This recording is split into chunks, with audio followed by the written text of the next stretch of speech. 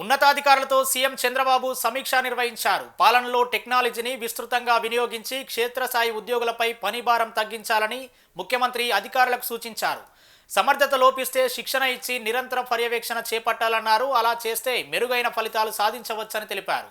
సాంకేతికతను సమర్థవంతంగా వినియోగిస్తే గవర్నెన్స్లోని అనేక సమస్యలకు పరిష్కారం లభిస్తుందన్నారు. ఉద్యోగులు, అధికారులు టెక్నాలజీని విస్తృత స్థాయిలో ఉపయోగించేలా ప్రోత్సహించాలని సూచించారు. 2026 సంవత్సరాన్ని టెక్నాలజీ డ్రివెన్ డిసిషన్ మేకింగ్ ఇయర్గా మార్చాలని, ప్రభుత్వ సేవల్లో ఏఐ పాత్రను మరింత పెంచాలని ముఖ్యమంత్రి స్పష్టం చేశారు. ఏఐ వినియోగంతో ప్రజా ఫిర్యాదులను సత్వరంగా పరిష్కరించాలని సీఎం ఆదేశించారు.